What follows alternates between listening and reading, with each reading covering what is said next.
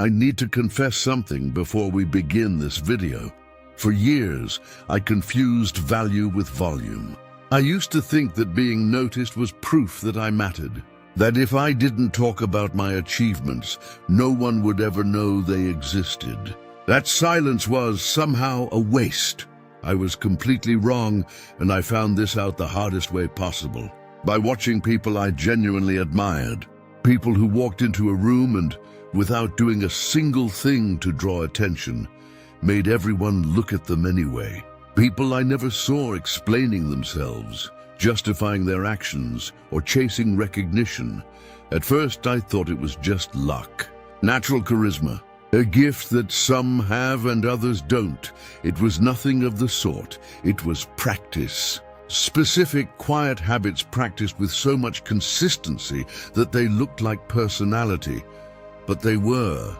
In reality, conscious choices made every single day. A life performed for others is a life emptied of character. Marcus Aurelius wrote in his Meditations something that completely shifted my way of thinking about this. Character built to be seen is not character. It is a performance, and performances, sooner or later, wear you down. Character does not. This video is about 7 habits that high-value people practice in total silence. Not to impress anyone, because they simply don't need to anymore. If you recognize somewhere inside you the exhaustion of constantly needing to prove your worth. This video was made for you. Write in the comments, which of these 2 worlds describes your week best? The world of someone who needs to show, or the world of someone who simply is? Let us begin. Habit 1, speaking less than they know. The first habit is not a communication technique. It is a fundamental posture toward your own mind. The natural order of our senses dictates the mastery of our speech. Epictetus, who was born a slave and became one of the most respected philosophers of the ancient world, used to say that nature gave us 2 ears and 1 mouth, a proportion we ought to respect, not as a piece of etiquette, but as a law of internal sovereignty. Most people speak to fill the silence. High-value people speak to illuminate what the silence already held. There is a massive difference between these 2 things. When you feel the need to explain your decisions, to justify choices no one questioned, to defend your worth when no one attacked, you are, in Stoic terms, disturbing your own hegemonicon, the ruling center of your mind. Claudia is 39 years old, a lawyer, and for years she had the habit of explaining every decision she made to colleagues, to clients, to her own family. Not because she doubted herself, but because she believed that silence regarding her choices would be interpreted as a lack of confidence. What she realized over time was that the exact opposite was true. The more she explained, the more she seemed to be begging for approval. When she started practicing saying only the essential, a clear sentence without paragraphs of justification, something shifted in how people treated her. She appeared more secure precisely because she stopped trying to prove she was. Marcus Aurelius wrote to himself in his Meditations, a reminder he repeated constantly: do not waste words on conversations that do not build virtue. Speak only when you are certain that silence would be worse. The concrete practice begins today. Before explaining any decision of yours, ask yourself, did this person ask for this explanation? Or am I offering it because I need their approval? If it is the second option, hold the sentence. I speak what is necessary. Silence, when well used, communicates more than any justification. Habit 2. Not reacting to what does not deserve a reaction. The second habit is perhaps the hardest to practice in a world that confuses a quick reaction with strength. I am not talking about indifference. The Stoic is not a block of ice. Epictetus was passionate. Marcus Aurelius wept. Seneca loved deeply. What set them apart was not the absence of emotion. It was the space between the stimulus and the response. The unyielding anchor of the soul remains unmoved by the passing current. Think of a rock in the middle of a rushing river. The water hits it, flows around it, hits it again. The rock does not ignore the water. It feels every single touch on its surface. But it does not move, not because it is numb, but because it possesses something the current does not. Roots. When someone provokes you with a criticism, a veiled comment, a subtle disrespect, the immediate impulse is to react. And that reaction, no matter how justified it feels, does exactly what the provoker wanted. It reveals that you can be moved, that your balance depends on someone else's behavior. Tiago is 44 years old, an operations director, and for years he had a reputation for being easy to trigger. All it took was one comment about his management, and he was instantly on the defensive, explaining, justifying, trying to prove he did not deserve that. The turning point came from a simple observation he began to make before any response. What does this person gain from my reaction? Sometimes the answer was attention. Sometimes it was control. And when he stopped delivering that reaction, something changed. Not overnight, but the provocations gradually lost their power. Because the game only works when someone is willing to play. Cognitive behavioral therapy, developed centuries after Stoicism but clearly fueled by it, calls this cognitive diffusion, the ability to observe a thought or emotion without being ruled by it. The Stoics called it simply self-mastery. The name changed. The practice did not. Marcus Aurelius wrote that no one can hurt you without your own internal permission. This is not a comforting phrase. It is a technical observation about how true respect works. Today's practice: next time you feel the urge to reply to something on the spot, take 3 full breaths before you do. Not to instantly calm down, but to create the space where choice exists once more. I feel the provocation, but I choose whether it deserves my energy. Habit 3. Accomplishing without announcing. We live in an era where people announce their goals before reaching them. They post their resolutions before practicing them. They declare their transformations before sustaining them. The premature celebration of intent drains the energy required for execution. There is a precise psychological reason for this. The brain, upon receiving social validation for a declared intention, experiences a premature reward response that reduces the actual motivation to act. In other words, when you tell everyone you are going to change, a part of you already feels like you have changed. And that premature feeling of achievement steals the very energy you would need to actually achieve it. Epictetus warned that talking about virtue without practicing it is like studying medicine without ever treating a patient. Knowledge that does not transform into action is merely intellectual ornament. Beatrice is 33 years old, a graphic designer, and she spent 2 years talking about the studio she was going to open. She told her family at dinner, her group of friends, her co-workers. Every time she told it, she received a smile, "That's amazing," or "You're going to crush it." And every time she received that feedback, the urgency decreased just a bit. The studio never opened. Not for lack of talent, for lack of hunger. The hunger was consumed by the words that should have fed the action. When she finally decided to build in silence, without announcing, without seeking early validation, everything changed. Without the premature feeling of achievement, the real urgency returned. The studio opened 11 months later, without any prior announcement. Only the result. The person who executes without announcing builds something the person who announces without executing never will, a reputation that precedes their presence. People begin to notice the pattern, to trust the consistency. Today's practice: pick one goal you would normally announce, and do not announce it.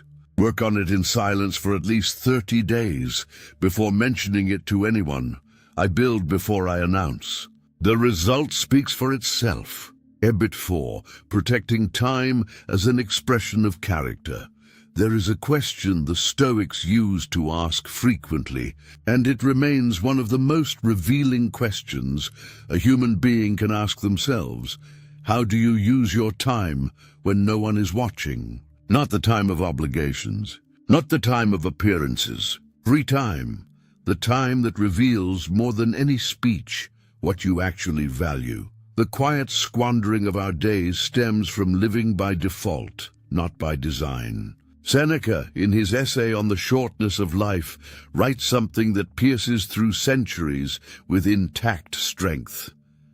Most men do not lose time. They waste it without ever realizing they had it. And he wasn't talking about laziness. He was talking about something far more subtle. The tendency to fill your time with what others expect you to do, rather than what builds who you are becoming.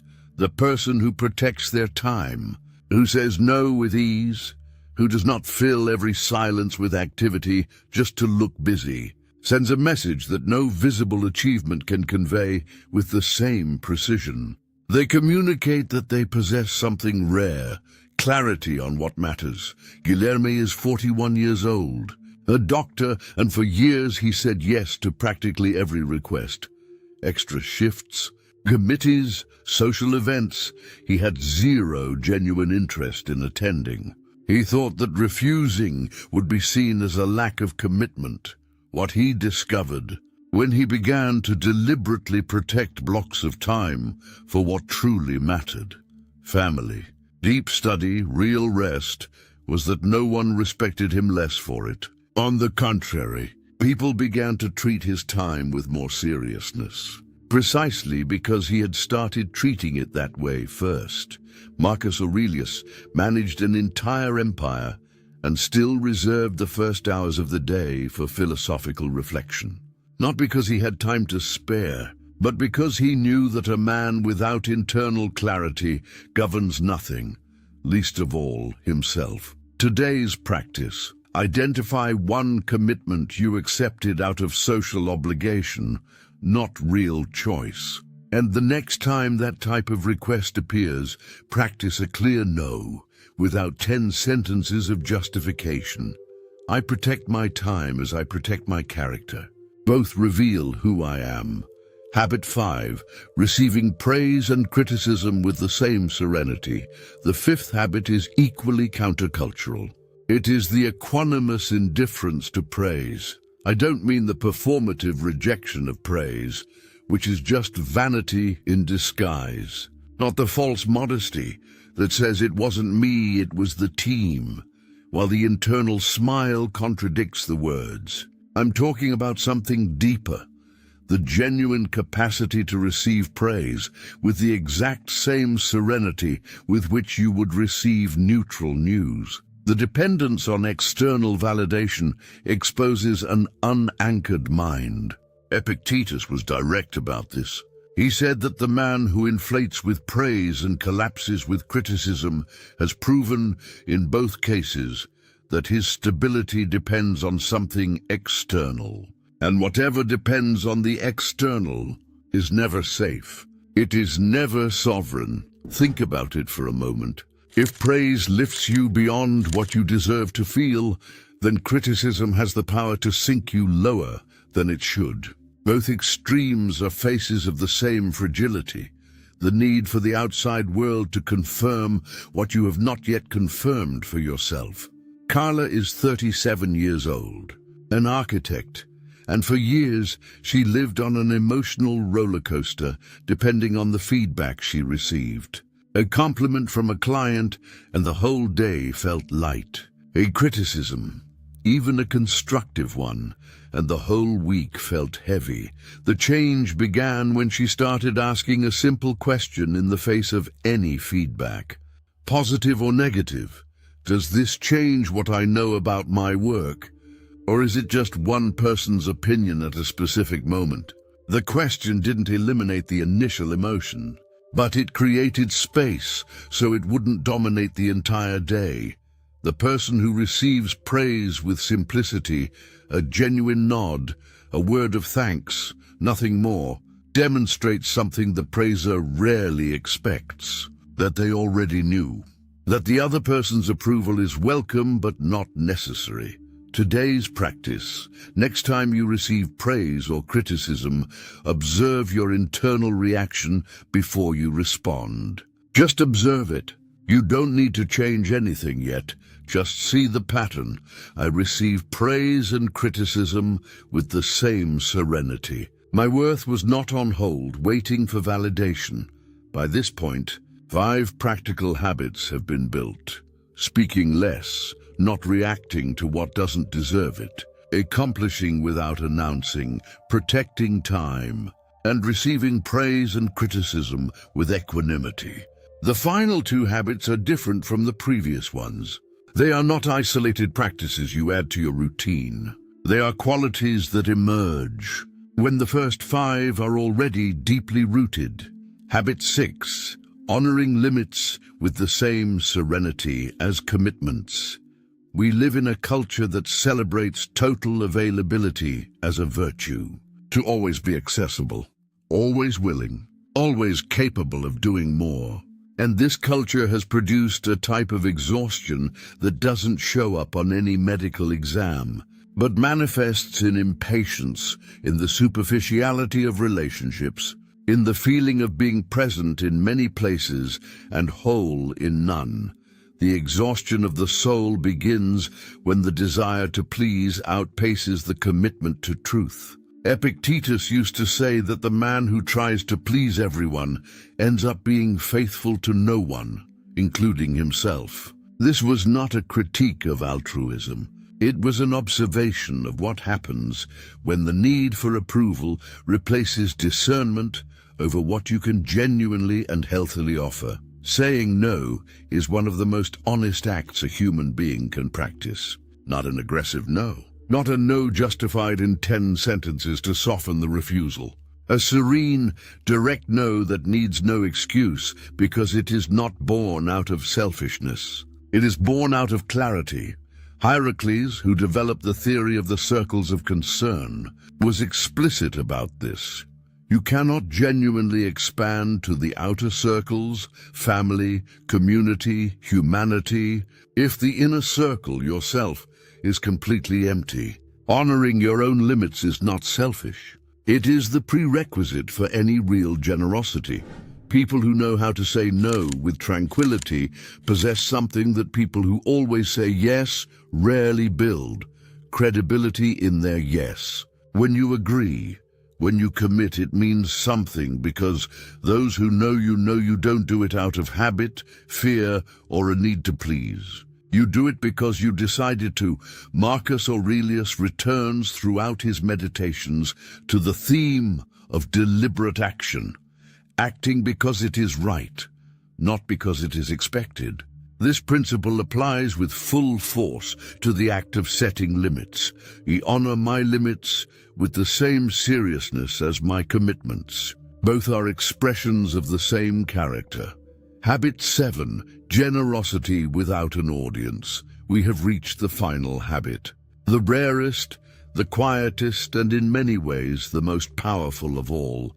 Doing good when no one is looking. Helping without recording it. Contributing without demanding credit. Not as a strategy, because if it is a strategy, it ceases to be virtue and becomes a transaction. But as the natural expression of a character that no longer needs the external gaze to confirm its own worth. The execution of a good deed requires no witness to fulfill its nature. Marcus Aurelius wrote that the bee does not produce honey thinking about recognition. It produces it because it is its nature. And the virtuous person acts the same way, not to build a reputation, but because virtue, when genuine, simply cannot act any other way. There is a profound irony here, and the Stoics loved profound ironies. The person who practices generosity in silence, without documenting it, without expecting a return, ends up being the most remembered. Not because they calculated it that way, but because authenticity leaves a mark that performance can never replicate. Chrysippus, who systematized Stoicism with almost mathematical rigor, observed that every truly virtuous action is born from a correct judgment about what is good, not from a calculation of what will be rewarded. Calculated generosity, no matter how well executed, always carries a trace of a transaction. Genuine generosity asks for nothing back because it doesn't operate within that logic. Posidonius, who deeply studied the dynamics between people, observed that social harmony depends precisely on this type of gesture. The good deed done without the need for recognition is what keeps the social fabric functioning. Even when no one notices, I offer the best I have, even when no one is watching, because that is the only generosity that belongs completely to me. When you speak less than you know, you stop handing over pieces of yourself to judgments that were never asked for. When you do not react to what does not deserve a reaction, you reclaim the space where choice, not impulse, decides who you are. When you accomplish without announcing, you build a reputation that precedes your presence, instead of a promise that requires witnesses. When you protect your time as an expression of character, you communicate without saying a single word that you know exactly what matters. When you receive praise and criticism with the same serenity, you stop depending on the outside world to confirm what you already know about yourself. When you honor your own limits with the seriousness you honor your commitments, you protect the only territory from which all real generosity can be born. And when you practice generosity without an audience, you discover that the good done in silence holds a weight that no public recognition could ever match. These 7 habits are not 7 separate things. They are 7 expressions of a single law, the understanding that a clear boundary exists between what depends on you and what does not, and that true respect lives entirely on the inside of that boundary. At the beginning of this video, I confessed that for years I confused value with volume. It took me time to understand that I was wrong, and it took me even longer to actually practice the opposite. There is no shortcut to this.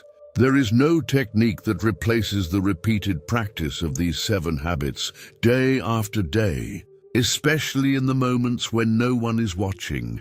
But there is a certainty that is worth more than any external recognition you have ever chased. The certainty that you know, on the inside, exactly who you are being when the room is empty. And that is what high-value people have always known. Even in perfect silence, this channel exists to deliver Stoic philosophy with the depth it deserves. Not as motivation, but as a real tool for internal transformation. If this video gave you something concrete, the next one goes deeper. Subscribe and keep going.